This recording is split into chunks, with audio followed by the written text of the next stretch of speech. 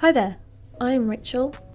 I thought I would do a Q&A voiceover for this Speedpaint, so I asked people for any questions they might have, and I will be covering some of those throughout the duration of this Speedpaint video. So watch me create this drawing of Kim Possible while I answer some of your questions. First question comes from Sia Sargus, who asks, what's your usual technique for drawing hair?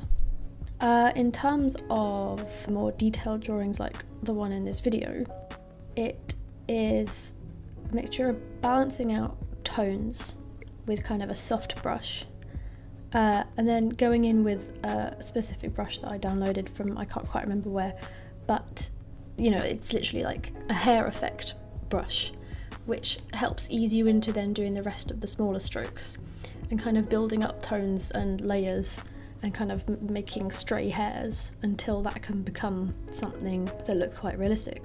And in terms of more cartoonish drawings, I'm still trying to figure out, to be honest, because I feel like I'm not brilliant with the kind of hair shaping, but usually I leave it fairly blank if it's cartoonish. Oh, and most importantly, highlights. If you're going to do nothing else to the hair, add highlights, because that really gives the impression of like shiny hair as opposed to just a block of colour. Exfoliation Nation asks, how do you make the cheekbone shadow look natural and not harsh? And I'm assuming this also applies to sort of a digital painting style. It's really just blending, lots and lots and lots of blending. I'm still kind of trying to learn this because I get it's really difficult to kind of grasp. But what I found really helped was to download custom brushes. There are loads of artists online you can find that offer brush sets for free for you to download and install into whichever program you use to draw digitally. And that has really opened the gates for me to be able to create very soft blended patterns. I don't touch the blur tool. I don't know, I don't find it that useful. Just some really nice, easy, soft brushes. And what I also do in Photoshop is that you can press a key that selects, that automatically brings up the colour picker.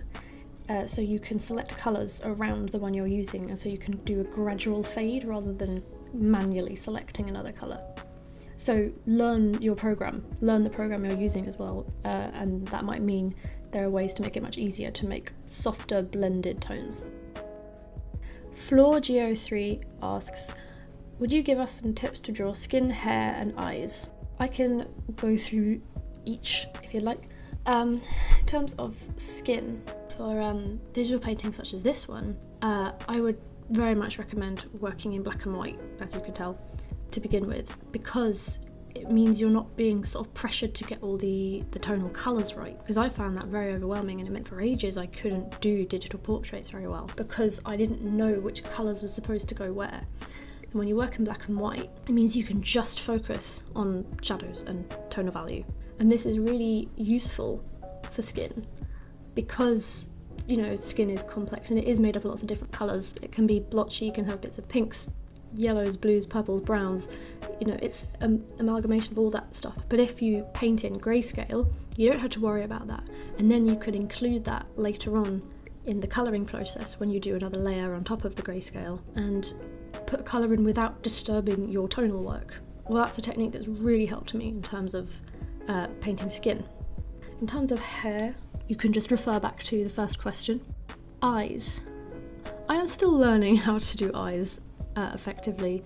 I mainly do more cartoonish eyes, just because that's what happens with my style usually. Even with kind of more realistic tonal paintings like this, I still go for quite cartoonish eyes.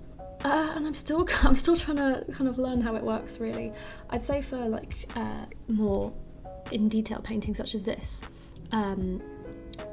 light points, I can't actually remember what they're called, but spots of light really help kind of bring out like the kind of rounded effect. I think also what can help you is by not feeling too pressured to draw the underside of the eye. If you're going for a more kind of cartoonish effect especially, I think the upper lash line is always the most important bit because it defines the eye shape, but you barely really have to put anything on the bottom if just a little curve or a little line. It doesn't have to be a fully closed shape. It can be left open, and often that allows you to make something more expressive. Now, my boyfriend has left me a question as well, thank you babe, and he asks, how do you make a drawing of an animal look menacing versus looking cute? What techniques can make a quick sketch evoke one sense of a creature or the other? My number one tip for if you want to make a cartoon animal look cute, literally make anything look cute, is to lower the face. And by that I mean bring down the eyes, nose and mouth, lower down the face, make the forehead and the head bigger. That automatically makes something look a bit more like a baby, and that is what we find cute. I don't think I'm the best at making something look menacing, because I think I appreciate beauty a lot, and so I end up just making something look very natural and pretty and kind of fluid. And I will end it on my friend Meryl's question, which I think was a very hard-hitting question, which is, what is my favourite pizza? Well, Meryl, my favourite pizza is any pizza of the vegetarian variety that has goat's cheese on it, literally. Give me anything with goat's cheese. I'm sold, I'm done. I love it. So yeah, on that note, thank you very much for watching. I hope you like this drawing of Kim Possible. I'm quite proud of it. And yeah, see you next time.